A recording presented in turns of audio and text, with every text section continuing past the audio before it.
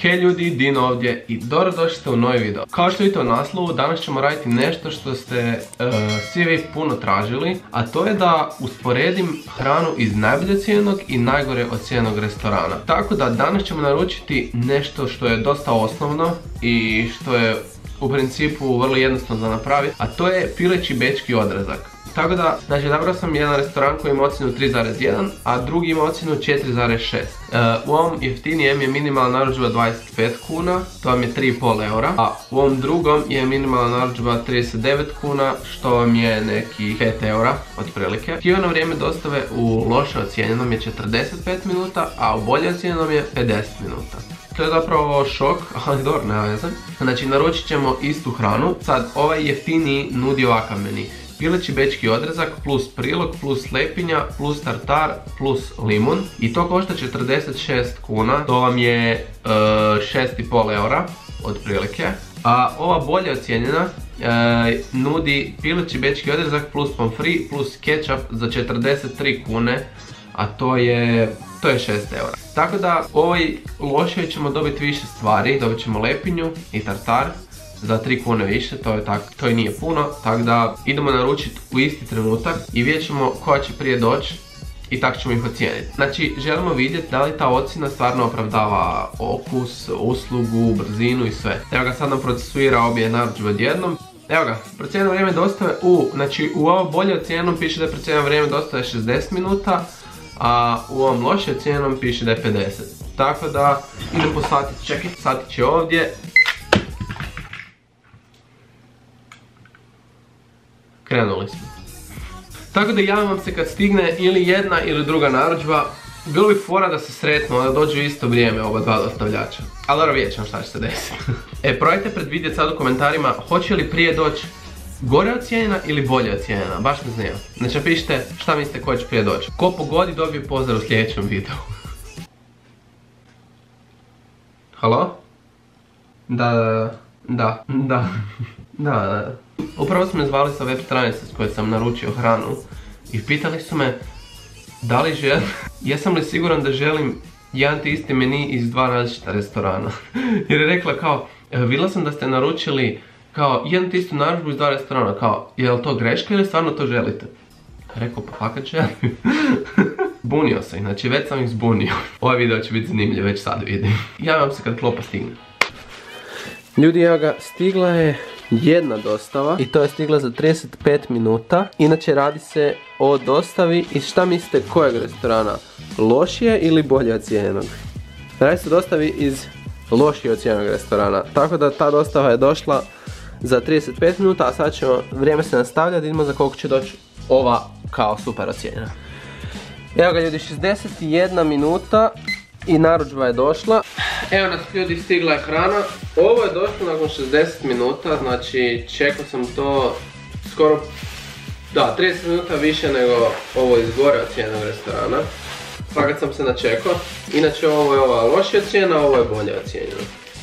S tim da ova košta 46 kuna i tu se još dobije ova lepinja i unutra bi treba biti tartar. Tako da za 3 kune dobite više stvari. I mislim da se to isplati, mislim vidjet ćemo okus, ali što se tiče količine, ok. Ne sviđa mi se da je odrezak umočen u tartar, ali dobro, to nema pomoći. Evo ga, imamo sad oba dva. Izgledaju ovako. Koji vam ljepše izgleda na prvu? Sad ne znam koji je veći, zapravo su iste veličine, jer ovaj tu je duži i uži, a ovaj tu je kraći i širi, tako da zapravo se na isto svodi. Mogu bi ih izvagati. Dobro, neću vagati. A mogu bi baš vagati porcije, da vidim koja ima više. Ajde, idem izvagati.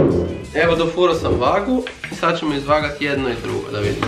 Ova porcija iz jeftinijeg ima 568 grama, a iz skupljeg, porcija iz skupljeg ima 450 grama. Znači ovo jeftinije ima 100 grama više. Znači za 3 kune više dobite 100 grama više količine. Sad čega to, da li je meso teže, da li ima više pomfrija, to ne znam. Pomfrita. I tu nisam računao lepinju koja isto ima svoju gramažu. Tako da puno više dobijemo za 3 kune više. Ne znam šta bi prvo probao. I vidite ovdje je umočeno u tartar.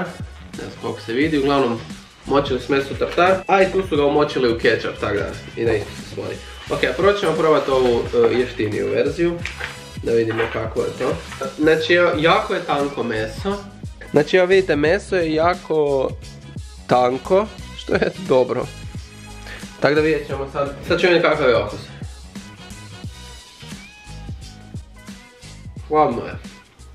Vidimo krompir. Još nijedan krompir me nije oduševio. Da. Mislim, dobro, ovo je porcija koja je došla prije pol sata i to je stajalo još unutra. Ta para je to uništila praktički, tako da teško mi je prosuditi, ali to je sve. Zato je kriv ovaj restoran kao bolje ocijenjen. Proćemo s tartarom, može će biti finije. Tartar je vruć. To baš nije fino. I klicao. Ne znam kako bi spakirali taj tartar. Možda odvoja nekakva kutica jer ovak se taj tartar skroz grio zbog tog mesa i sveg tog unutra zbog te pare. Tako da ne znam kako bi to zorganizirali, ali topli tartar i nije bog zna nešto. A ono, sve u svemu ok je. Krompir ne bi, krompir je ono, gotovo. Krompir je... Nisi probao lepinju. Lepinja, još nisam isprobal. Ja ću ostaviti u video. Znači moramo još isprobati lepinju. Koja je, lepinja ko lepinja. Fina. Ko tijesto od pizza je. Probat ću malo tartar. Ok. Što se tiče ovog najgore ocijenog, dat ću ocjenu kad probam ovaj. Nisam zadovoljan s tartarom. Porcija od ovog bolje ocijenog je kečap, pomfri i meso. I to je to, bez ičeg drugog. Evo ga ovaj drugi mes.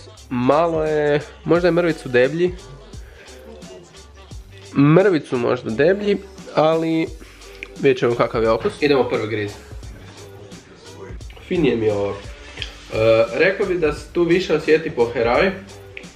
I meso kao da je, nije začinjeno, ali ima nekakvu fini šmek ima naprosto. Rađe bi si pojeo ovaj šnicl nego onaj. Tako da izgleda da su te ocjene stvarno opravdale. Prvo ću malo s kečapom. Topli kečap opet. Na kiselo vuče malo. Krompir, evo naprosto krompir se ne isplati naručivati.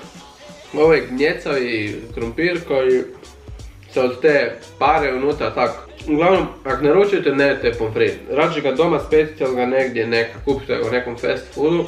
Dok ne smisle nešto kako da dofuraju pomfrit narudžbom, a da on ne bude ovakav, do tad nemojte naručivati. Ovaj šnicl mi je finiji. Možda i te sjemenke daju neki okus, nema pojma. Ali... Sve u svemu, ocjena odrezka, znači, ocijenit ćemo sve. Odrezak, ovaj pobjeđuje. Pomfri su mi jednako loši, znači dosta ne znam, jednako su mi katastrofični. Prilozi su mi također jednako katastrofični zato što su topli. Znači kečap je topli, a kečap se drži u frižideru, isto kao i tartar koji se isto drži u frižideru. Topli jednostavno ne valjaju.